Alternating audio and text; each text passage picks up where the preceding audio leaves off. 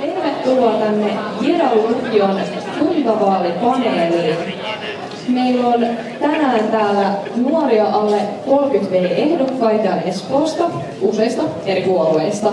Ja me toivotetaan tervetulleeksi meidän huikeat panelistit. Upeaa, että me ollaan saatu näin paljon nuoria ehdokkaita tänään paikalle.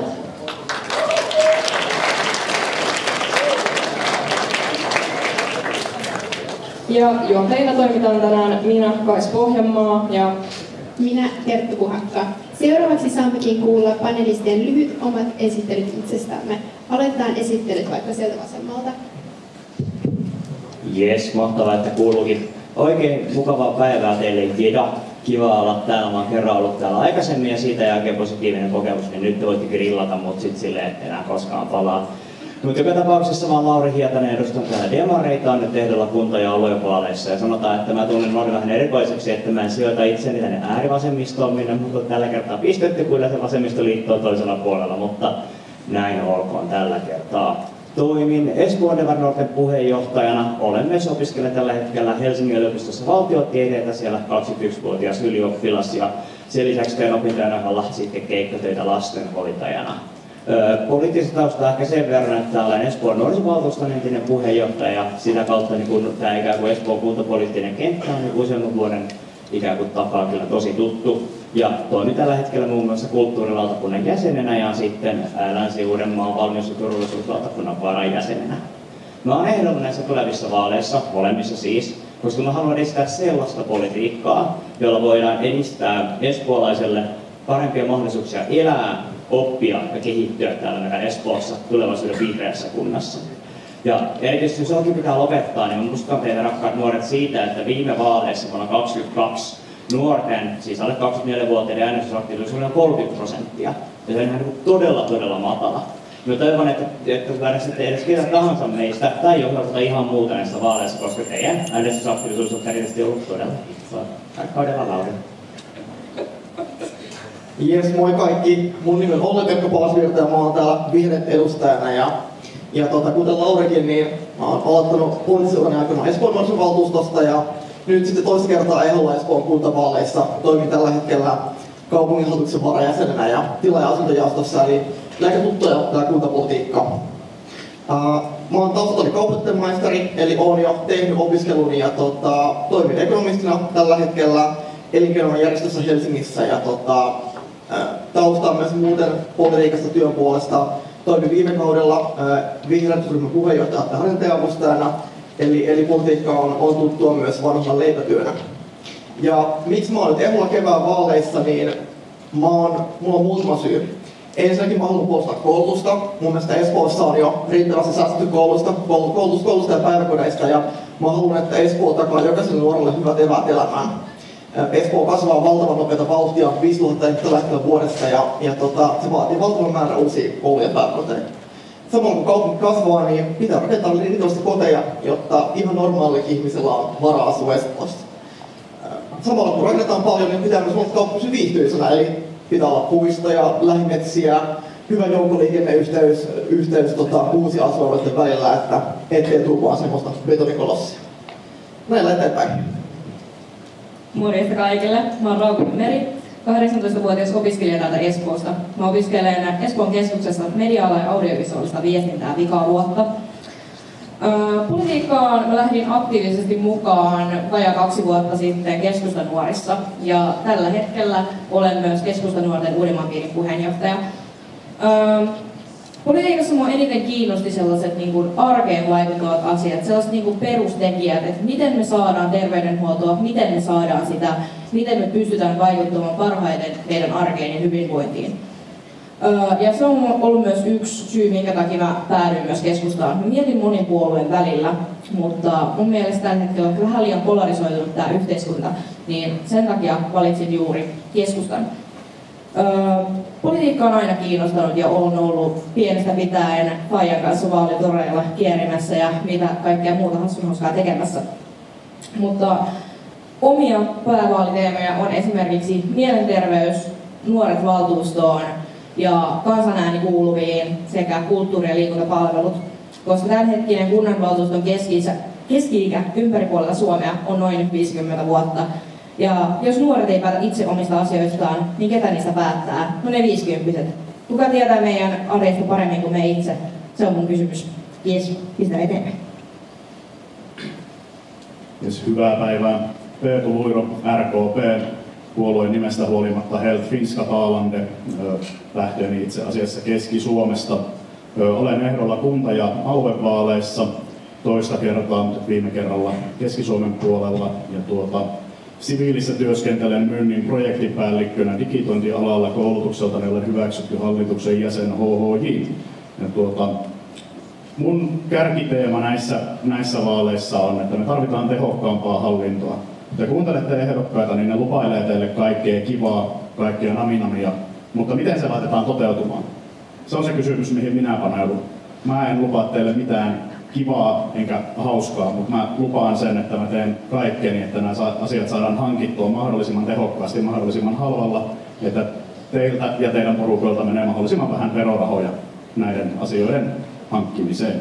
Ja RKP-puolueena sen takia, että me korostetaan lähipalveluita, lähiluontoa ja sitä, että kaiken täytyy olla saavutettavissa molemmilla kotimaisilla kielillä. Kiitos. Moikka vaan kaikille. Mun nimi on Toni Haakila-Kosta ja mä oon kristillisdemokraattien ehdokas. Edustan meidän puolueen vähän tätä nuorempaa kaartia ja mukavaa, että saan olla täällä teillekin juttelemassa. Ja oon kuullutkin, että kristillisyyskin on nyt nuorisossa kovaa huutia, niin kannattaa tutustua meihin tarkemmin. Mutta itsestä sen verran, niin tuun alun perin Rovaniemeltä, sen verran outo espoolainen, mutta sitten onkin tähän kaupunkiin tykästynyt ja haluan siitä tehdä vähän paremmin. Ja mun kärkiteema näissä vaaleissa on ihan ylivoimaisesti turvallisuus.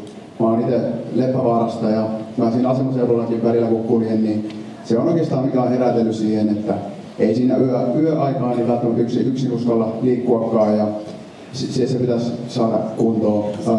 Mulle on tosi tärkeää myös liikkuvuus. Sitten se, että saataisiin rakennettua vähän kauniimpaa Espoota. Täällä on paljon betonihirvityksiä. Kaupunki kasvaa, tarvitaan asuntoja, mutta sekin voidaan tehdä kestävästi.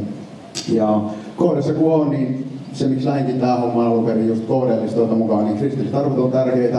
Ja mun mielestä koulussa se suvivirsi saisi edelleenkin soida ja joulujuhlia saisi edelleenkin juhlia. Kenenkään ei tarvitse uskoa, jos ei halua, mutta ehkä me voidaan Suomen tämmöinen kulttuuriperimä pitää vielä eloisen.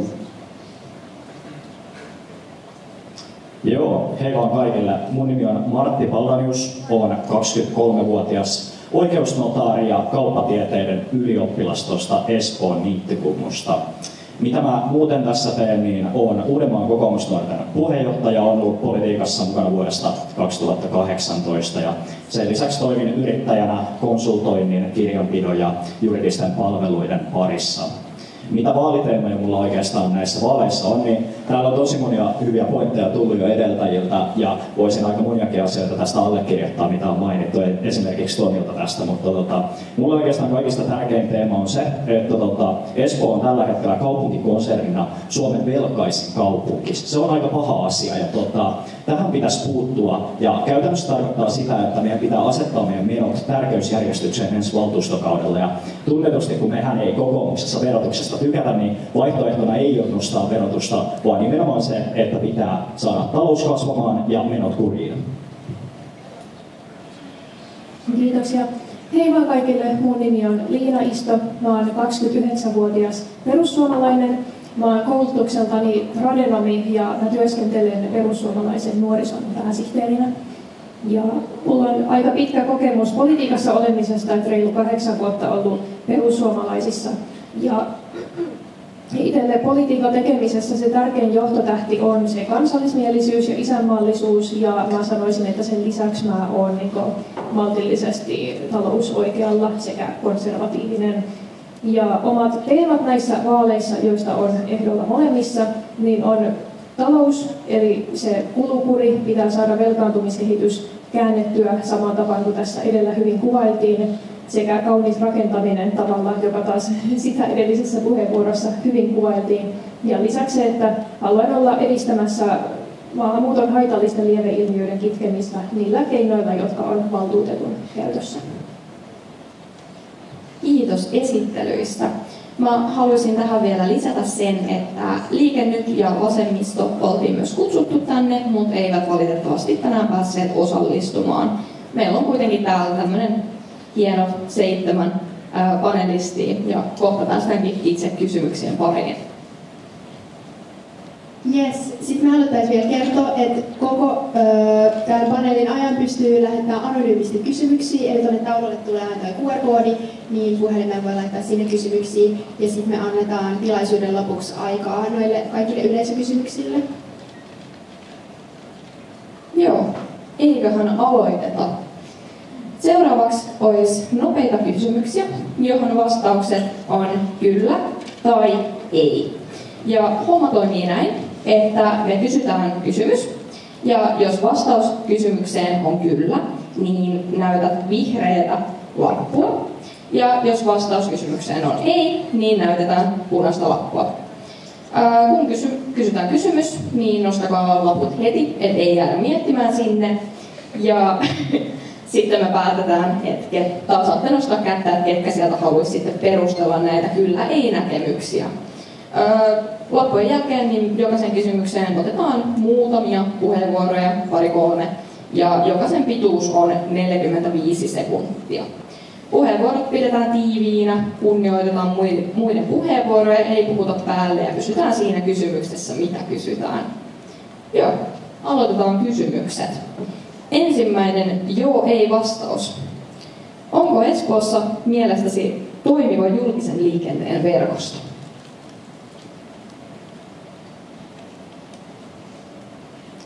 Yes, siellä aika vihreältä näyttää ja pari eitä ja sieltä Lauri Hietonen Demareista haluaisi perustella.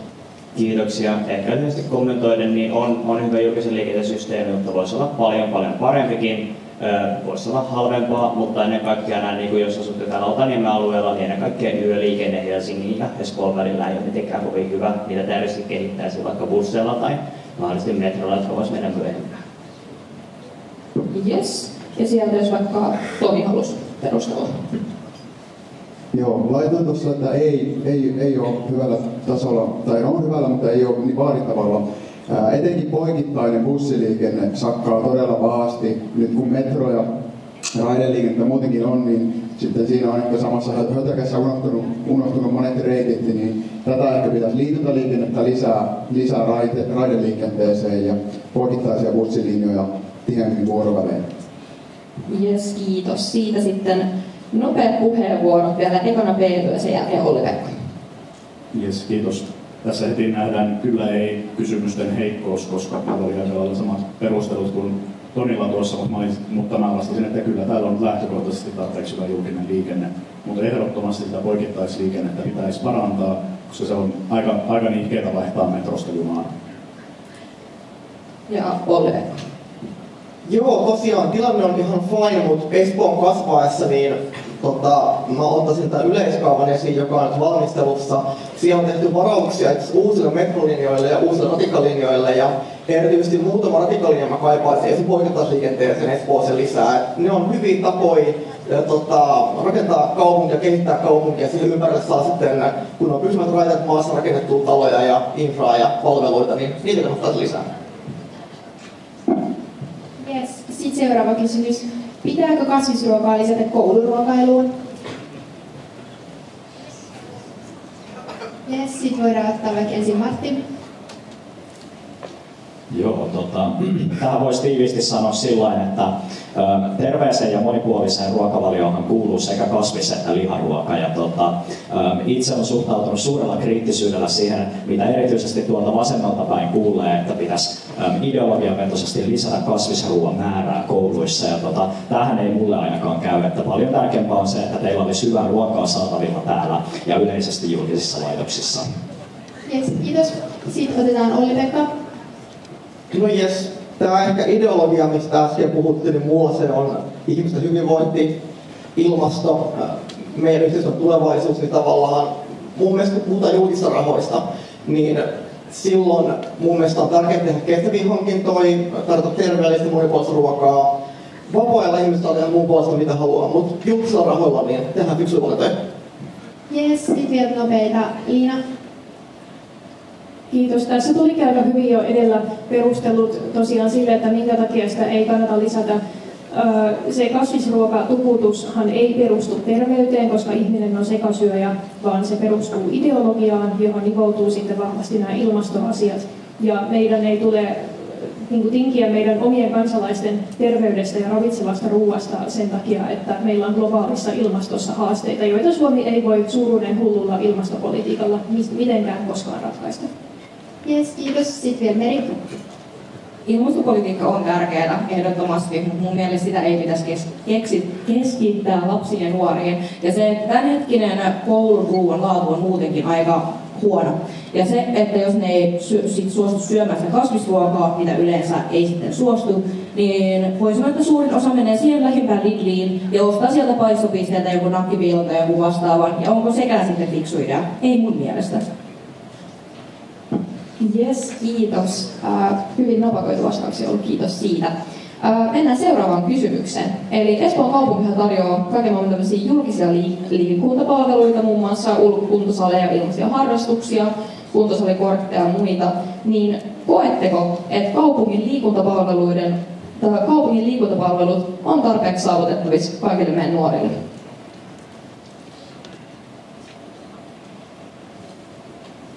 Jes, sieltä jos Lauri haluaa perustaa. Kiitoksia. Ehkä ihan lyhyesti todetaan sen verran, että kulttuurilautakunta ei varmasti koske liikuntaa, mutta harrastuspuolen asioita keskustellaan tosi paljon. Ja meillä on tämmöinen ilmiö havaittavissa, että ne nuoret, jotka löytää harrastusten pariin, löytää ne tosi hyvin ja harrastavat vaikka monipuolista liikuntaa. Mutta nämä ikään kuin yleisesti ottaen sosiaaliset ongelmat keskittyy tietyille ihmisille, niille, jotka ei välttämättä oikein ehkä löydä kavereita koulussa, on yksinäisyyttä, on mielenterveysongelmia, niin tämä liikuntapalveluiden ehkä saavuttaminen niillä ryhmillä, jotka ei muutenkaan ehkä löydä elämän mielekkyyttä, olisi tosi tärkeää. Ja lisäksi meillä Demarilla esteettömyys on tosi tärkeä arvo, ja sitä voi yhä edelleen nuoret kehittää Espoossa paljonkin. Kiitos Lauri. Haluaako joku toinen vielä perustella näkemystään? Martti vaikka siitä. Joo, kiitos. Mä itse asiassa vastasin ei tähän tällaisella kärjellä, että aina olisi parannettavaa. Ja mun mielestä Lauri ihan hyvin nosti tässä esiin just sen pointin siitä, että tavallaan mun mielestäni Espoon kaupungin tehtävähän on mahdollistaa kaikkialla Espoossa hyvät edellytykset urheiluun, liikuntaan ja muihin tällaisiin asioihin, mutta tällä hetkellä ainakin mun mielestä vähän vaikuttaa siltä, että nämä edellytykset ei kaikkialla ole ihan samalla tasolla. Ja tämä on ehdottomasti kehityskohta tulevalla valtuustokaudella, mihin pitää panostaa, koska panostukset urheiluun ja liikuntaan on myös panostuksia terveyteen ja se myös pitkässä juoksussa säästää rahaa. Yes. Jos ei herää muita perusteluja, niin mennään seuraavaan kysymykseen. Sitten seuraava kysymys. Eli Espoo tavoittelee hiilineutraaliutta vuoteen 2030 mennessä. Pitäisikö tässä pysyä? Okei, voidaan ottaa sieltä vaikka Lauri. Kiitos. Tämä on mulle julkisen liikenteen keskeinen sydämen asia näissä ikään kuin vaaleissa. Mä olin 4 vuotta Kestävä Espoo ohjelmaryhmässä viime valtuustokaudella, eli mä oon seurannut tätä kehitystä meidän ikään kuin ilmastotyössä. Ja tähän millä tavalla Espoo saa näitä investointeja perustuu siihen, että me ollaan askeleen edellä muita paikkoja, tarvitaan yrityksille paikkoja tehdä ja yrittää. Ja semmoinen, missä Espoo on pärjännyt just nimenomaan kunnianhimoisen ilmastopolitiikan takia, on tämmöiseen vihreän siirtymään riittävä ikään kuin yritystoiminta. Ja mun mielestä, jos me tästä jäädään jälkeen, niin me kadotetaan tosi iso valtio, jossa tulee tosi paljon yksityistä, myös EU-rahaa. Mun mielestä tästä tavoitteesta pitää ehdottomasti pitää kiinni. Jes, kiitos. Sitten Olli-Pekka siitä vierestä. Voin kyllä allekirjoittaa täysin kaiken, mitä Lauri sanoi. Espoohan on Suomen toiseksi kaupunki. Meillä on valtava keskittymä erilaista tekniikkaa ja muun osaamista. Ja jos me oikeastaan pitkälle tulevaisuuteen, niin ilmastonmuutoksella se on iso ongelma ja sen rakentamiseen tarvitaan paljon erilaista teknologiaa, paljon investointeja. Ja Espoossa on paljon just niitä firmoja, mitkä voi tehdä hyvää liiketoimintaa, kestävää liiketoimintaa, tuoda Espooseen työpaikkoja, kun me ollaan pystyä kunnianhimoisia. Toisaalta nyt kun meillä on tämä hirveän hieno tavoite jo, niin, ja se on enää muutaman vuoden päässä, niin ehkä olisi tässä vaiheessa vähän ihmeellistä lähteä sitä perustelemaan. Jes, olit Liina. Kiitos. Tuossa lyhyesti sivusinkin jo tätä ilmastoteemaa, että meidän ei nyt ihan niin kuin suunnattomia tavoitteita kannata asettaa, koska ilmasto on kuitenkin globaali ilmiö ja meidän osuus siihen on erittäin pieni. Mutta jos vielä sivuaa sitten muuten asiaa, niin ketäänhän ei varmaan haittaisi se, jos hiilineutraalius saavutetaan, vaan niin kuin orgaanisesti tavallaan sivutuotteena tai vahingossa. Kellään ei ole mitään sitä vastaan, mutta kysehän on enemmän siitä, että miten paljon me ollaan halukkaita panostamaan tämmöiseen asiaan, joka pahimmillaan kuitenkin sitten haittaa suomalaisen teollisuuden toimintaedellytyksiä. Koska jos ilmastotavoitteet ruuvaa liian tiukalle, niin se haittaa teollisuuden toimintaedellytyksiä ja siirtää sitä toimintaa sellaisiin maihin, jossa ei olla tästä niin älyttömän tiukkoja. Ja tätähän monesti käytännössä voi olla se vihreä siirtymä. Yes, oli siinä Tonin välissä. Joo, niin kuin Liina tässä todella hienosti sanoi, niin Espoon osuus Suomen laajuisesti voi olla suurinta maailmanlaajuisesti todella pieni, mitä me täällä voidaan tehdä. Ja se on todella hieno, ilmastonmuutos on todella tärkeä asia, olisi hienoa, että siihen tavoitteeseen päästäisiin, mutta sekin vaatii sitten tämmöinen yltiökunnianhimoinen ilmastopolitiikka, vaatii rahaa, sijoituksia siihen, ja se on sitten pois niistä peruspalveluista, mitkä mä ehkä nyt näkisin kuitenkin Espoolla prioriteettina. Tämä on enemmän globaali ongelma, ja tähän pitää sitten kansainvälisiin sopimuksiin ja yhteistyöllä yrittää sitten vaikuttaa, ei kuntapolitiikasta. Yes, sitten Mika Olli-Pekka. Olisin elinkeinoelämän järjestöissä olevana sanonut vaan, että itse suomalaisella elinkeinoelämällä niin ilmastonmuutoksen torjunta on tosi iso business, ja se, että me Suomessa ollaan kunnianhimoisia, niin tukee myös meidän firmojen kilpailukykyä. Yes, kiitos. Yes, kiitos näistä. Ja nyt siirrytään meidän seuraavaan osioon, eli avoimiin kysymyksiin. Puheenvuoroja pyydetään viittaamalla, ja me valitaan jokaiseen kysymykseen taas muutama vastaaja.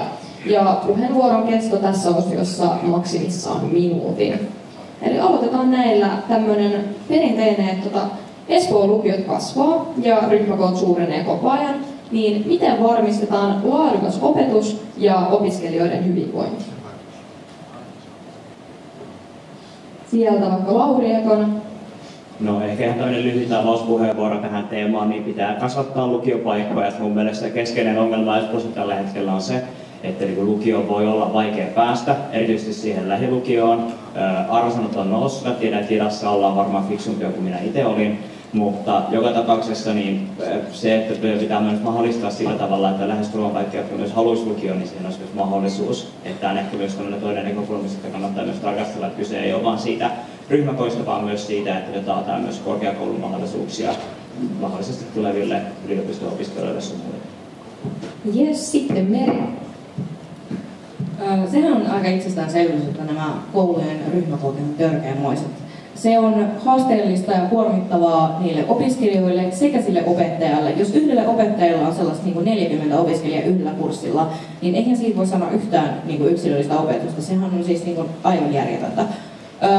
Pitäisi just, niin kuin Lauri sanoi tuossa hyvin, että niitä pääsyrajoja pitäisi laskea, koska tällä hetkellä se on keskimäärin varmaan 8,5 vähintään Espoon yleinen tällainen pääsyraja. Ja itsekin olisin alun perin mielellään sen lukioon mennyt, mutta kun oli 7,6 keskiarvo, niin eihän sillä mihinkään PK-lukioihin pääse. Pitäisi myös rakentaa lisää lukioita kautta laajentaa niitä lukioita kautta, että olisi lisää ryhmätiloja sekä lisää opettajia. Kiitos Meri ja sitten Peter. Yes, kiitoksia. No, miten sitä opetuksen laatua parannettaisiin? On enemmän tämmöisillä yksilöllisillä opintojärjestelyillä enemmän mahdollisuuksia tehdä vaikka sähköisesti opintoja etänä. Jos me jotain koronavuosista opittiin, niin se, että kaikkea ei tarvitse mitenkään toteuttaa naamatusten. Mitä sitten taas tulee tähän, että laskettaisiin lukioiden keskiarvorajoja? Mä en oikein usko siihen, koska mä tuolla korkeakoulumaailmassa olen huomannut, että jos on kovin matalilla arvosanoilla päästy korkeakouluun, niin sit siellä hälyttävästi se pohjatiedon määrä voi olla liian matala siihen, että niistä opinnoista selviäisi. Joten se on teidän opintojen laatu pysyy parempana, kun me pidetään kiinni siitä, että täytyy oikeasti olla hyvät arvosanat, että sinne seuraavaan oppilaitokseen pääsee. Jes, sitten oli Matti. Joo, kiitos. Mun täytyy nyt heittää vähän eriävä mielipide tähän viimeisimpään kommenttiin liittyen tässä, koska kun mä oon itse valmistunut Tampereelta yläasteelta, niin mulla on ollut siis suurin piirtein 7 hujakoilla mun keskiarvo yhdessä vaiheessa opintoja, ja kuitenkin siitä mentiin sitten Tampereella lukioon, ja nyt on tässä vaiheessa niin yli puolessa välissä oikeustieteellisten opintoja, että kyllä mä näkisin sen, että peruskoulussa saatu keskiarvotaso, niin se ei loppujen lopuksi ihan hirveästi kerro akateemisesta tasosta myöhemmällä vaiheella. Ja yhdyn kyllä aiempiin kommentteihin siitä, että tälle tilanteelle suhteessa Espoon lukiopaikkoihin pitää tehdä jotain. On se sitten, että rakennetaan uusi lukio tai sitten, että lisätään olemassa olevia paikkoja. Mulla ei ole tähän vahvaa näkemystä. Mutta pitäisi ehdottomasti tehdä, koska jos mietitään yleisesti sitä, kuinka heikkoa Suomen talouskasvu on, niin minun on vaikea keksiä, että miten tätä muuten ratkaistaisiin kuin korkealla osaamisella, jota tulee nimenomaan koulutuksesta. Jes, kiitos. Haluaako joku vielä sanoa jotain tähän? Sieltä Olli-Pekka. Joo, kiitos. Tämähän on ikuisuuskysymys ollut Espoossa. Silloin kun mä 10 vuotta sitten itse valmistuin lukiosta, niin jo silloin oltiin puhuttu pitkään, että Espoossa on liian korkeat keskiarvot, ja moni kaveri menikin Vantaalle Helsinkiin sitten opiskelemaan. Espoohan on yksi niistä kuntia, mistä itse asiassa taitaa olla suurin, tai taitaa johtaa niin niissä luvuissa, että kuinka iso prosentti nuorista menee lukioon Suomessa niin kaikista kunnista. Ja, se on sinänsä hieno juttu, mutta meidän pitäisi taata mun mielestä kaikille espoolaisille lukiopaikka, jotka sinne haluaa ja ylittää sen 7,5 keskiarvon. Eli tämä tarkoittaa ihan vaan suomeksi rahaa. Meidän pitää laittaa kuokkaa maahan, rakentaa lisää kouluja, lukiopaikkoja pitää olla enemmän. Ja pitää myös taata riittävät resurssit kouluihin. Et tehostamisella pääsee tiettyyn rajan asti, mutta jos meillä on riittävästi opettajia, muuta henkilökuntaa, niin sillä ei pitää pötki. Jes, kiitos näistä vastauksista. Mennään sitten eteenpäin. Sitten seuraava kysymys olisi, voidaanko me ylläpitää kaupunkimme palveluita, esimerkiksi teiden kuntoa ja kirjastoja? Olisiko mielestänne veronkorotukset vai leikkaukset parempi keino tähän? Siitä vaikka Liina. Kiitos. Semmoinen ehkä ennalta arvattava puheenvuoro tästä oikeasta päädystä tätä pöytää. Mutta siis Suomen ja sitä myötä myös Espoon kokonaisveroaste on läntisen maailman korkeimpia. Tämä ei ole se tie, mitä me halutaan kulkea. Meidän pitää kiinnittää huomiota siihen, että kun me halutaan Espooseenkin esimerkiksi lisää osaamista ja työpaikkoja ja sitä myötä myös verotuloja, niin haluaako korkean osaamisen ihmiset tulla sellaiseen paikkaan, josta heillä lähtee huomattava osuus palkasta pois veroina? Jos ihmiset saa valita, niin he todennäköisesti ja valitettavasti varmaan päätyy jonnekin muualle. Niin tämä on ehdottomasti asia, mihin meidän pitää kiinnittää huomiota ja pyrkiä siihen ihan kautta maan ja monilla eri verotuskeinoilla, että kokonaisveroastetta lasketaan. Että jos pitää saada säästöt jostain, niin se on sitten leikkaamalla. Jes, siitä voidaan mennä vaikka järjestyksessä, kun kaikilla on sanottavaa.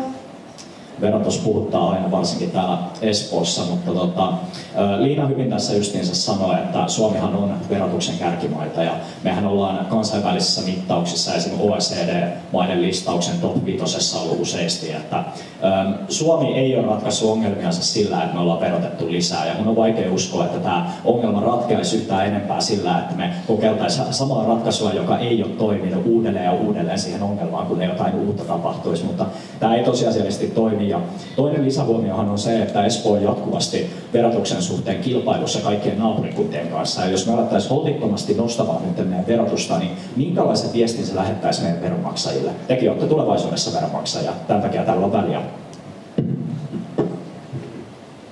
Joo, vaikea noin edellisiin enää mitään hirveästi lisätä, mutta mä vielä nostaisin esille sen, että kun paljon puhutaan kilpailukyvystä ja elinvoimasta, niin myöskin veronmaksajille niin kuin, ihan kuluttajille tässä ihmiselle, mutta sitten se vielä yritykset on se juuri se elinvoiman veturi täällä, niin siinä on myös se, että haluaako yritykset tulla tänne, jos täällä vähän jäätävät verot, mitä pitää maksaa, niin just oli jotain uutisia, että Espoo on Suomen elinvoiman veturi lähinnä, ja se olisi kiva pitää semmoisessa tilassa, että se vaatisi juurikin sitä, että enemmänkin tehostetaan näitä palveluja, koitetaan löytää niitä ratkaisuja ihan mistä tahansa muualta kuin ihmisten omilta taskuilta. Joo, kyllä. Todella siis loistavia puheenvuoroja tässä aikaisemmin, mitä ilolla kuuntelen. Ja jatketaan tähän nyt vielä sen verran, että meillä talous tällä hetkellä on kovaa vauhtia menossa taantumaan, jos taantumassa ei vielä olla. Ja jos me katsotaan taloustieteen näkökulmasta, niin millä sitä taantumasta päästään pois? Sillä, että ihmiset käyttää rahaa ja kuluttaa sitä rahaa.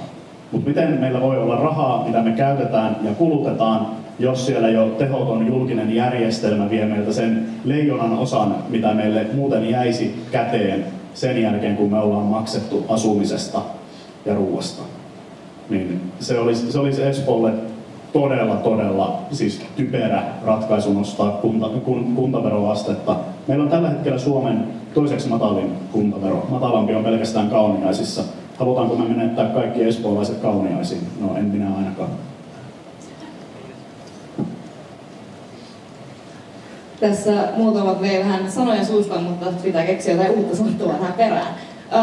Tosiaan, niin kuin mainittiin, että Espoossa on tällä hetkellä Suomen toiseksi alhaisin kunnallisvero, mutta yleisesti ottaen Suomen kunnallisvero on aika ylhäällä. Me ei voida suosiolla olla silleen, että joo, me leikataan tästä, me leikataan tosta, me nostetaan verotusta. Meidän pitää katsoa se silleen fiksusti. Meidän pitää nostaa niin sanotusti kissa pöydälle ja katsoa oikeasti ne joka ikinen kohta ja pykälä fiksusti. Tuleeko siinä menee törkeästi aikaa? Kyllä, mutta onko sen arvoista? Kyllä. Meidän täytyy tehdä se fiksusti. Meidän pitää olla se, että leikataan pieni määrä tosta, eikä oteta mitään isoja saksia olla silleen, että no niin, leikataan tosta nyt noin iso slotti. Et meidän niin kuin pitää tehdä se fiksusti, mutta oikea vastaus tässä tilanteessa on leikkaukset. Taloustieteilijänä on pakko sanoa, että talous ei ole nollasummapeli. Ja me voidaan tehdä monia asioita talouden tervehdyttämiseksi. Me voidaan sekä leikata että nostaa veroja, että säästää että tehostaa. Ja mun mielestä niin kaikkia työkaluja, mitkä on targettimalliin, kannattaa käyttää ihan niin valtion kuin kunnan tasolla. Et ei kannata niin lukkiutua ideologisesti siihen, että vero on nyt tämä 5,3. Se voi olla 5,4, jos me saadaan sillä riittävästi päiväkoteja, koulupaikkoja, näin. Et katsoo Espoon budjettia, niin 6% rahoittaminen koulutukseen ja varhaiskasvatukseen. Nämä, ketkä sanoo, että he ovat valmiita leikkaamaan, se on silloin leikkaus koulutuksesta, se on leikkaus päiväkotipaikoista. 10 vuoden sisällä Espooseen syntyy 6500 lasta. Näille tarvitsee noin 3 päiväkotia vuodessa. Sama koskee kouluja. Koulu tarvitsee noin puolikkaan vuodessa seuraavan 10 vuoden ajan. Jos nämä investoinnit halutaan tehdä, niin ei pidä lukittautua pelkästään siihen, että nyt tämä kuntavero on 5,3 tai pitää leikata näin. Pitää katsoa laajalta spektrillä ja tehdä kaikkia toimia, mitä tarvitaan. Olla tasapainoinen. Jes, kiitoksia. Jotenkin todella mukava olla tässä keskustelussa viimeinen, sillä mun mielestä mua on aina naurattanut tämä suomalainen talouspoliittinen keskustelu. Eihän me nyt voida tosissaan ihan jokaisessa vaalipaneelissa pitää keskeisimpänä kysymystä sitä, että halutaanko me leikkauksia vai halutaanko me veronkorotuksia. Nyt on käsillä kunnallisen aluevaalit, jotka on palveluvaalit. Ja jos me puhutaan siitä, että Espoon veroprosentti on 5,3, niin luuletteko, että joku muuttaa Espoosta pois sen takia, että se nostetaan 5,5? Mä en usko ainakaan tähän, varsinkin kun kansallisesti meidän verotus liikkuu siinä 5 ja 15% luokkaa kunnallisverotuksessa. Paljon tärkeämpää on juuri se, että jos sinun lapsellesi ei ole päiväkotipaikkaa, jos olet nuori ja sinä et saa asuntoa Espoosta, niin nämä on niitä poisvieviä tekijöitä. Erityisesti myös niillä niin sanotuilla korkeatuloisilla ihmisillä, joita ne halutaan, mutta mun mielestä kysymys ei ole lähtökohtaisesti ennen kaikkea siitä, että kumpi on parempi, vaan että mikä on se hinta, millä me saadaan eläväinen, osaava, kehittyvä Espoo. Oliko sitten vielä Liina? Jos saa käyttää vielä toisen puheenvuoron, niin mieluusti.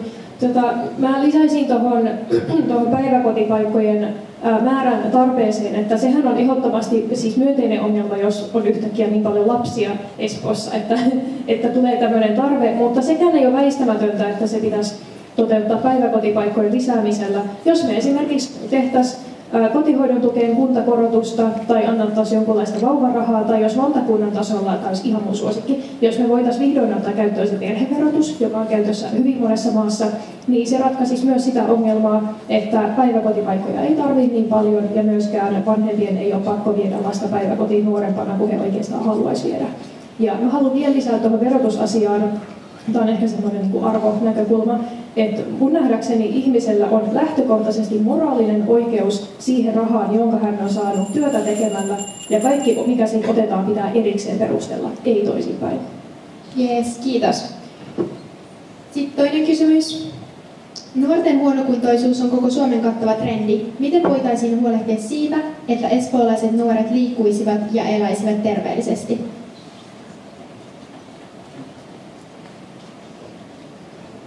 Lauri? No, musta tuntuu, että mulla ja Martilla on vähän samantyyppisiä ajatuksia tästä pohjauteen siihen niin liikuntapaikkakysymykseen, mutta ennen kaikkea edistämällä siis mun mielestä hyvä tapa on siis semmoinen ihan vaan kertoa lisää tietoisuutta, että miten semmoisilla pienillä askelilla voi edistää ennen kaikkea vaikka arkiliikunnan tyyppistä muotoa. Mutta yleisesti ottaen niin suosittelen vaikka nyt kun säät paranee, niin pyöräillään kaikki enemmän, se on myös paremmaksi ilmastolle. Yes, Martti? Joo, hyvin samanlaisia ajatuksia meillä tässä aiheessa on, mutta tosiaan Espoon kaupunkihan ei tule hakemaan ketään teistä teidän sängystä aamulla urheilemaan tuonne ulos. Eli se on loppujen lopuksi aina yksilön valinta tehdä se, että haluaa urheilla ja ylläpitää terveellisiä elämäntapoja. Mutta taas mitä sitten kaupunki voi tehdä, on kyse siitä, että tarjotaan mahdollisuus ja puitteet hyvälle ja liikunnalliselle, terveelliselle elämäntavalle, ja tähän pitää panostaa. Yes, kiitos. Olli-Pekka? Yksi kulma ei vielä mitä mainittu, niin tämä ympäristö, missä me eletään. Eli rakennetaanko Espoota niin, että tulee moottoritie ja moottorintie perään, vai onko meillä myös mahdollisuus siihen, että paikasta toiseen voi liikkua kestävästi, kävellen, juosten, pyörällä, bussilla. Mun mielestä tämä on myös niin kuin kysymys, mikä on erittäin keskeinen tässä. Iso osa liikunnasta, mitä ihmiset harrastaa elämässä, niin se on arkiliikuntaa. Mennään paikasta toiseen, mennään kauppaan, mennään kouluun. Niin tähän mä investoisin Espoossa enemmän. Vähemmän moottoriteitä, enemmän hyviä juoksupolkuja, kävelyreittejä, pyöräteitä. Yes, kiitos. No niin, eli nyt kun ollaan täällä Otaniemen alueella ja täällähän on 2 eri lukiota, meidän lukio ja Otaniemen lukio. Ja näissä meidän molemmissa lukioissa meillä on 1 erityispainotuslinja, meillä on urheilulinja ja tuolla Otaniemessä on teatterimedia ja tämmöinen datalinja. Sen lisäksi meidän molemmissa lukioissa on tosi korkea-arvo, tai keskiarvo, jonka takia nämä meidän molemmat lukiothan on siis tosi suosittuja ja haluttuja koulupaikkoja. Eli porukkaahan näihin meidän molempiin kouluihin tulee erittäinkin pitkältä, että meidänkin lukion tulee pitkältäkin Espoon ulkopuolelta opiskelijoita. Moni siis tulee autolla, mutta täällä Otaniemen alueella ei ole siis melkein ollenkaan parkkitilaa lukiolaisille.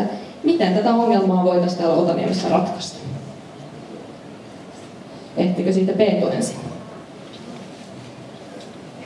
Jos löytyy resursseja ja mahdollista kaavoittaa lisää parkkitilaa, niin kaavoitetaan lisää parkkitilaa. Eihän siinä muita ratkaisuja ole. Toisena esimerkkinä usein annetaan tätä niin kuin liittymäliikennettä, eli ajaisi autolla jollekin julkisen liikenteen asemalle ja sieltä sitten loppumatkan vetäisi sillä julkisella liikenteellä, mutta mä en kyllä itse ainakaan näe, että se olisi kovin mielekästä, jos on kauhean pitkä se koulumatka. Eli käytännössä, jos sitä tilaa ei ole, niin sitten vaan täytyy rakentaa lisää pysäköintitilaa. Jes, sitten Toni. Joo, niin kuin Peetu tässä äsken sanoi, niin tämä on aika simppeli vastaus, niin kaavoitetaan lisää parkkipaikkoja ja se on oikeastaan aika se, miten se ratkaistaan, että 1+1 on 2. Et sekin vielä juurikin, että julkinen liikenne, varsinkin kun tullaan kaukaa, jos matka kestää julkisella liikenteellä tunnin ja autolla 15 minuuttia, niin silloin se auto lähtee valintaan. Ja tässä tapauksessa sen valinnan on moni tehnyt, niin silloin täytyy joko parantaa sitä julkisen liikenteen toimivuutta, tai sitten, mikä tässä tilanteessa nyt akuutti ratkaisu olisi, niin kaavoitetaan lisää parkkipaikkoja yksinkertaisesti. Jes, sitten Martti. Tämän kaavoituspointin lisäksi, mikä on mun mielestäni ihan hyvä, kunhan se on vaan realismia, että löytyy semmoinen järkevä paikka lisäparkkitilalle, niin toinen vaihtoehto on se, että mä oon itse aikaisemmin ollut töissä Otaniemessä ja havainnut, että täällähän on paljon yrityksillä omia parkkitilojaan. Ja yksi vaihtoehtohan voisi olla se, että jos pystyttäisiin edistämään semmoista niin kuin yhteisparkkialueen käyttöä, eli tavallaan jos kouluilta meinaa loppua parkkitila, niin miksei voida esimerkiksi sopia näiden yritysten kanssa, joita täällä paljon on ja jolla on omaa parkkitilaa, että myös voitaisiin niitä käyttää, koska ainakin omia havaintojeni mukaan, mitä käyn täällä kampuksella, niin niissä on kyllä paljon enemmän tyhjäkäyntiä. Jes, sitten Lauri. Kiitos. Aika pitkälle olen samaa mieltä muiden kanssa, mutta ehkä painotan sitä, että ette rakenna tänne Otaniemeen kyllä mitään isoja plattoja, minne laitatte parkkipaikkoja. Tämä on niin kallista ja lähiluontorikasta aluetta, että et varmasti laita siihen parkkihallia tai mitään muutakaan. vaan sen sijaan tuetaan tätä liityntäpysäköintiä, että nyt vinkki, että urheilupuistossa esimerkiksi tosi tyhjät liityntäpysäköinnit ja 12 tuntia maksaa 2 €, että se on mielestäni ihan renkoista hinnoiteltu, että tämän tyyppisiä ratkaisuja mieluummin. Jes, ja sitten vielä Meri. Yhdyn moniin aikaisempiin puheenvuoroihin. Tuosta kaavoitusasiasta just se, että Otaniemi on tosi silleen kaunista aluetta luonnollisesti tai niin kuin luonnon ja muun asian kannalta. Että jos niin kuin tänne nyt pitää jotain niin kuin lisää kaavoittaa, lisää eri parkkitiloja, niin jos mahdollista, niin ihan kasuaalisesti sen koulun alapuolelle. Niin kuin, jos se on mahdollista ja jos siinä on resursseja. Ei nyt tietenkään, jos siellä on... Mä en ole mitään raksaukko tai vastaavakaan, mä en tiedä miten nuo jutut toimii, mutta jos sinne ei ole mahdollista, niin ei tietenkään mennä vaurioittamaan niitä perustushöskiä. Mutta myös toi, että monilla yrityksillä, niin kuin Martti sanoi hyvin, on niin kuin näitä parkkitiloja, niin jos pystyy tehdä yhteistyötä, että saa sinne muutamat laitettua.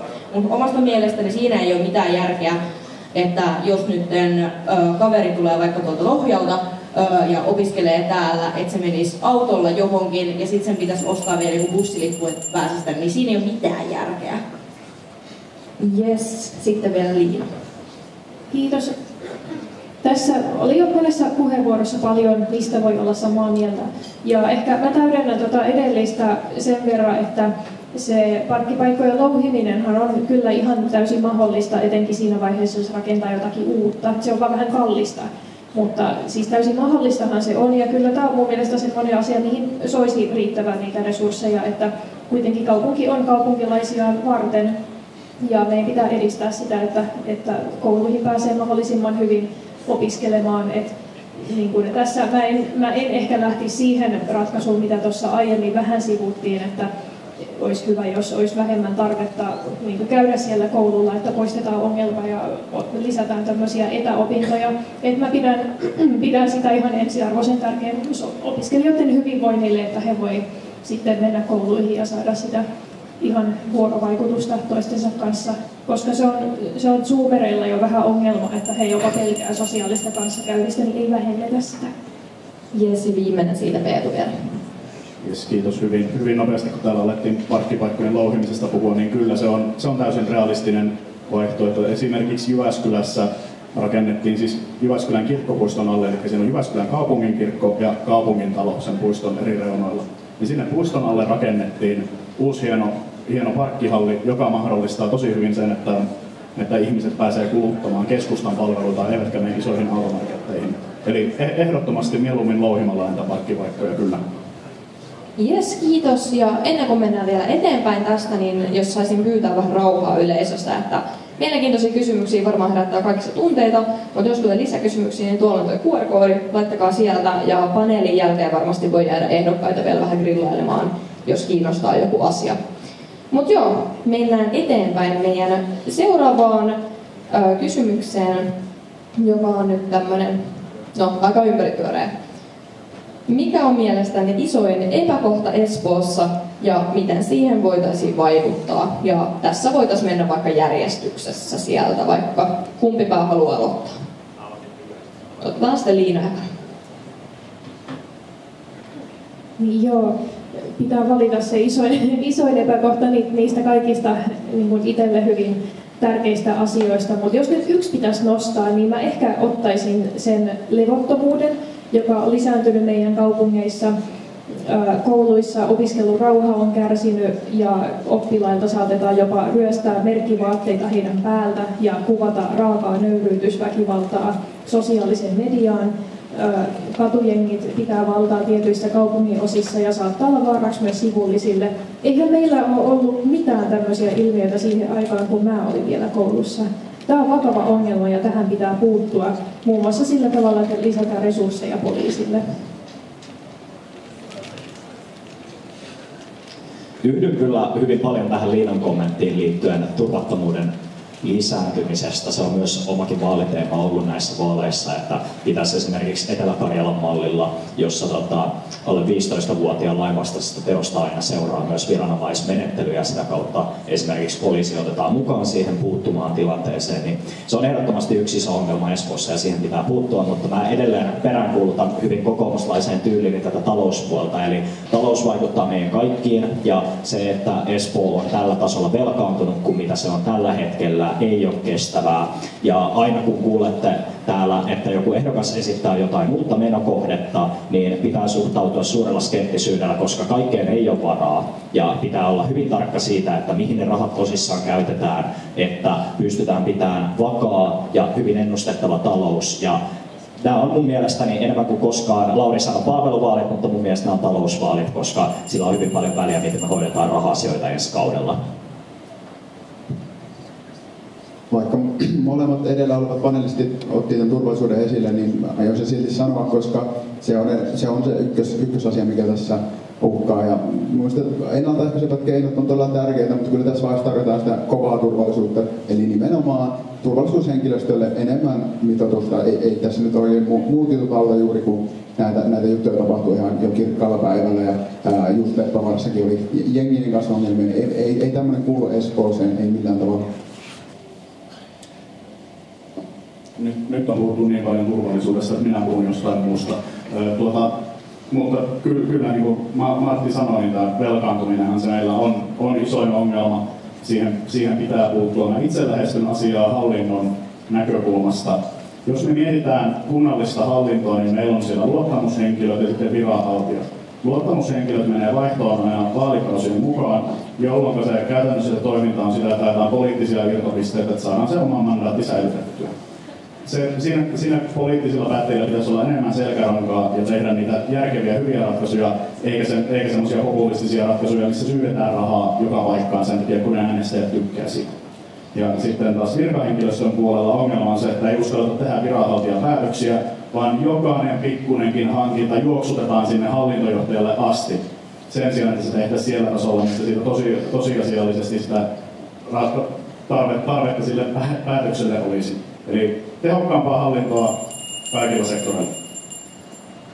Yhdyn monen aikaisempaan sanomiseen. Esimerkiksi tuo talous, sehän on kiistämätön fakta, että Espoo on kuntaan tällä hetkellä yksi velkaantuneimmista ja siihen pitäisi ehdottomasti kiinnittää huomiota. Mutta me ei voida pelkästään olla silleen, että no niin, nyt pistetään tämä velka kuriin ja tehdään taloudelle tälle ja tälleen. Meidän pitää myös miettiä sen kansalaisen, sen kuntalaisen hyvinvointia ja niitä kunnallispalveluita, liikuntapalveluita, kulttuuripalveluita, sitä, että miten meidän kuntalaiset voi ja keskittyä niihin, ja tätä täytyy tehdä tasapainossa. Me ei voida leikata tuosta tai tuosta, vaan meidän täytyy oikeasti keskittyä siihen niin kuin kokonaismittakaavalla. Me ei voida pelkästään yhtä tiettyä spottia asettaa, no niin, että tämä on tämän valtuustokauden pääteema, vaan meidän täytyy keskittyä kokonaiskuvaan. Meidän pitää miettiä oikeasti, miten ne meidän kansalaiset voi tässä kunnassa, ja haluaako ne jäädä tähän kuntaan, vai lähteekö ne vaikka nyt sinne Kauniaisiin. Mun mielestä ehdottomasti tärkein teema ensi valtuuskaudella on Espoon voimakkaan kasvun kanavointi fiksusti, siis kaupunkisuunnittelu suomeksi sanottuna. Mun mielestä Espoossa pitää rakentaa erityisesti hyvien liikenneyhteyksien, siis metron ja junan varrelle, jotta meillä on jatkossa semmoinen kaupunkirakenne, mikä toimii fiksusti ja on myös ihmiselle hyvä, että lähipalvelut on lähellä, joukkoliikenteellä pääsee töihin, viemään lasta päiväkotiin vastaavaa. Et me ollaan Suomen totaisan kaupunki, 2039 Espoossa asuu 400 000 ihmistä, pari vuosikymmentä myöhemmin meillä asuu 3 miljoonaa ihmistä. Eli nyt luodaan niitä edellytyksiä tulevien vuosikymmenien kasvulle, ja nyt tehtävät päätökset niin kantaako pitkälle? No, puhutellaan nyt vähän, että Espoolla on velkaa 800 miljoonaa, mikä on todella suuri summa, josta tulee päästä eroon, mutta esimerkiksi vuonna 2021 sitä oli jo kuitenkin miljardi, eli suuntahan tässä on ihan hyvä tällä hetkellä. Ei tässä nyt mikään kriisi nyt kuitenkaan ole käsillä. Mun mielestä suurin epäkohta Suomessa ja samaan aikaan erityisesti Espoossa on asuntomarkkinat. Ne koskettaa ihan kaikkia ihmisiä ja erityisesti meitä nuoria. On tosi vaikeaa löytää asuntoa, ja erityisesti jos puhutaan semmoisista hyvin matalapalkka-ammateista, jotka on kuitenkin tärkeitä meidän yhteiskunnalle, kuten vaikka varhaiskasvatuksen työntekijät, sairaanhoitajat ja muut vastaavat, niin on oikeasti hankalia löytää erilaisissa elämäntilanteissa asuntoa täällä pääkaupunkiseudulta. Mun mielestä tämä on paitsi reilua, myös ihan niin tärkeää sen kannalta, että meidän palvelut toimii ja saada osaavaa henkilöstöä, koska kuten tiedetään, niin vaikka varhaiskasvatuksessa meillä on tälläkin hetkellä henkilöstöpula. Mutta mun mielestä epäkohdat on ennen kaikkea asioita, mitkä näkyy ihmisten niin oikeassa elämässä. Et se on semmoinen, mistä me ainakin demarit lähdetään lähtökohtana, että niin ihmisten elämällä pitää ratkaista, ei lähdeksi lukuja. Yes, kiitos paljon kaikille vastauksista. Seuraavaksi me otetaan näitä yleisökysymyksiä, joita on tullut tuon QR-koodin kautta. Ja valitaan taas, että muutama saa vastata tähän. Eli ensimmäisenä, haluatteko panostaa Tapiolan jalkapallostadioniin, kyllä vai ei?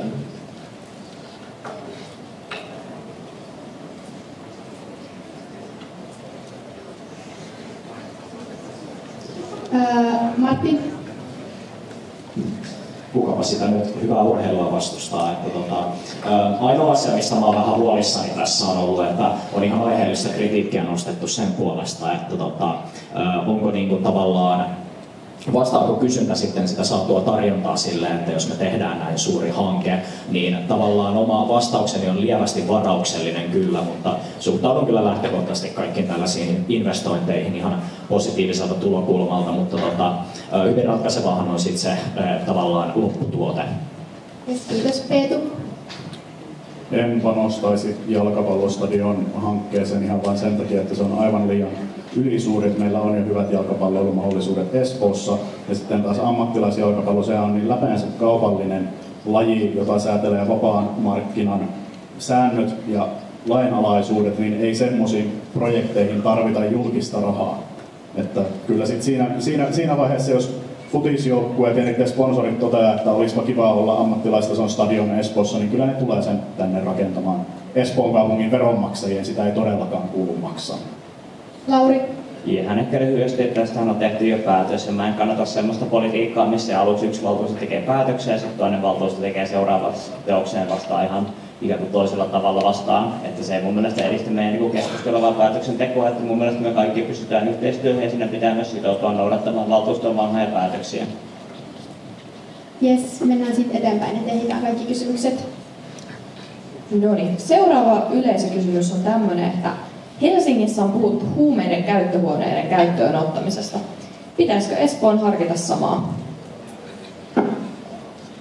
Jes, jos sieltä vaikka Olli-Pekka aloittaisi. Tiiviisti.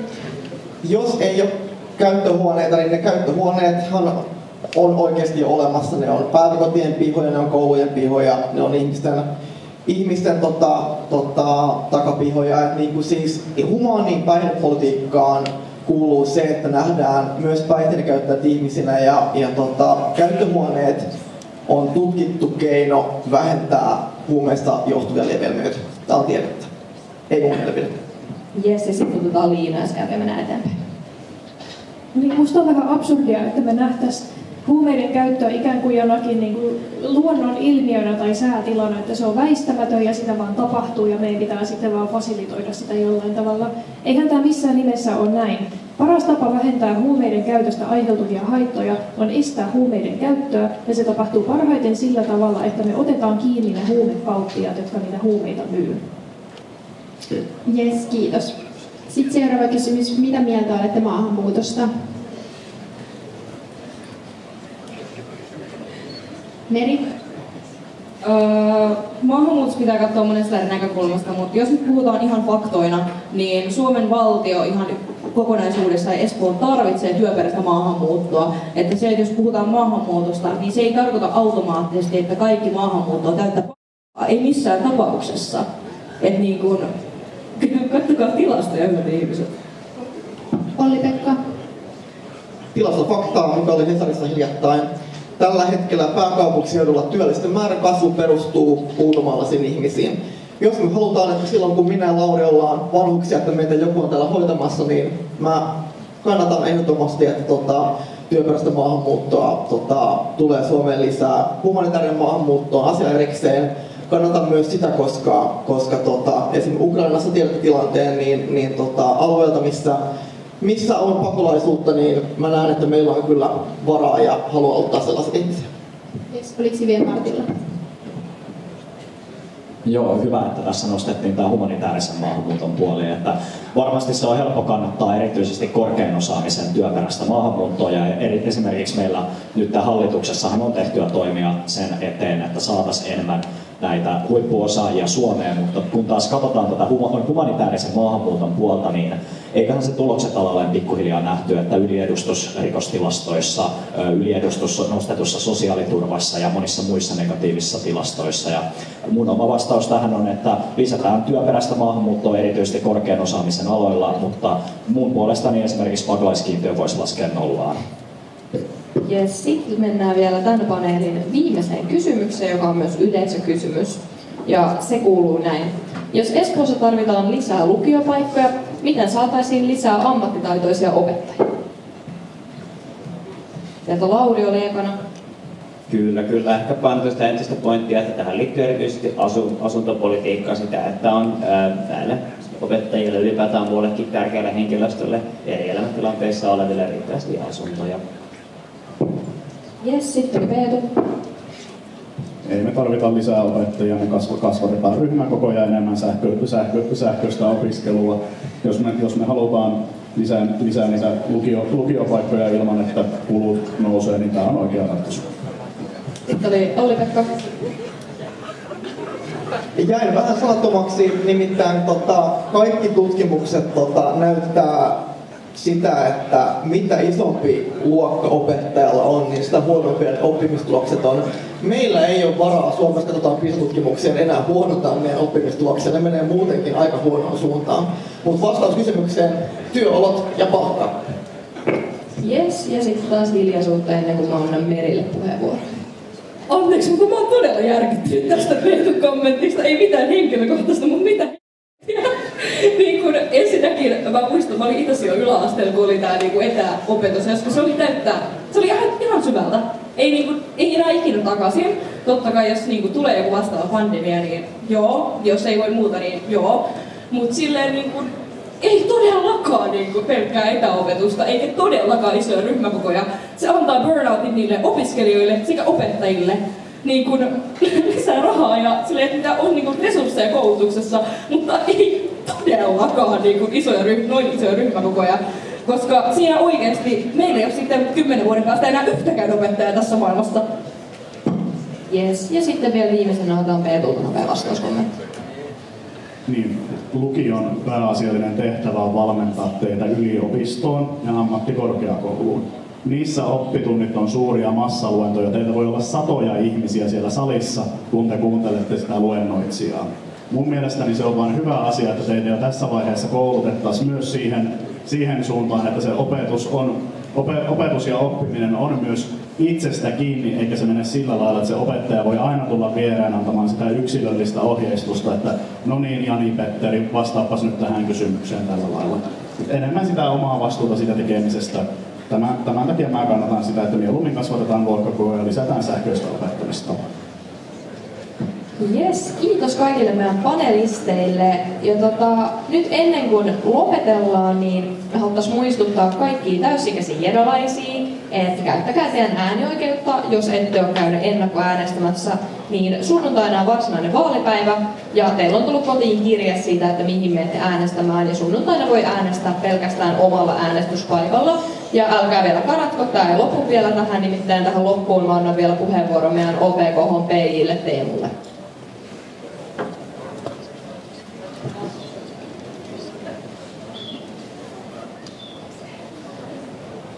Jes, kiitos munkin puolesta. Mä oon tosiaan Teemu Lehtinen, meidän OPK:n PJ. Ja mä haluaisin kiittää meidän koko OPK:ta, jotka on ollut mukana tässä paneelin järjestämisessä, sekä meidän mahtavia panelisteja, että olette tullut tänne meille Jedaan. Ja meillä on täällä teille vielä lahjana Jede-passit. Eli mä alan tästä näitä jakaa, niin kiitos teille.